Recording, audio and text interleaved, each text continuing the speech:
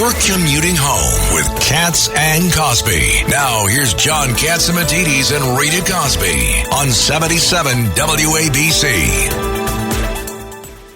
And joining us now with some big breaking news is the founder of Just the News, the great investigative journalist, John Solomon.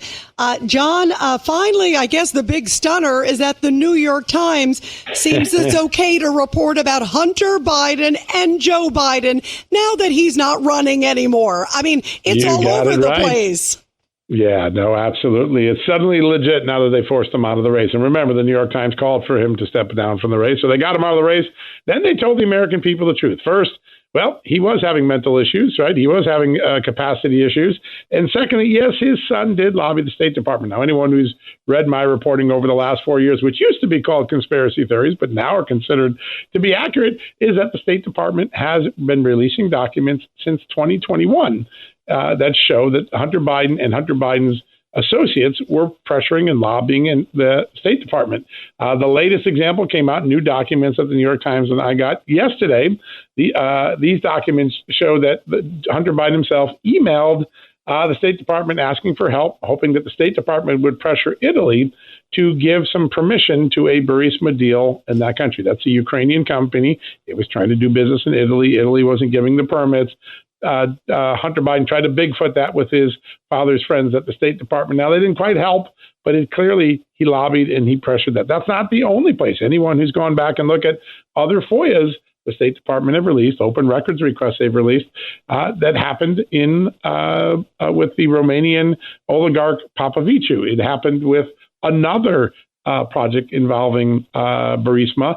And when Burisma was trying to get out from the notion that it was corrupt, Hunter Biden's team was pressuring the State Department to change that narrative. Help us change that narrative. Don't call us crooked anymore.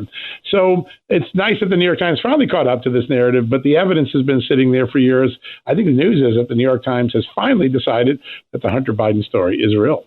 You know, it kind of reminds you of obviously what happened, what was it with the New York Post, where they were suppressing the laptop and all of that stuff prior to the election.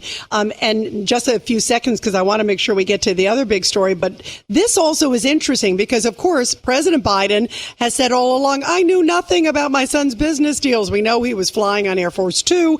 Also, his attorney came out today and said, yeah, he did do this ask. So they're not denying it, right? Nope. Yeah, no, they can't deny it because it's sitting in writing and it's there's no more clear thing about it. But listen, Hunter Biden went to President Biden's energy executive at one point in 2015 looking for help. He went to Tony Blinken, documents that I got made public during the Trump impeachment.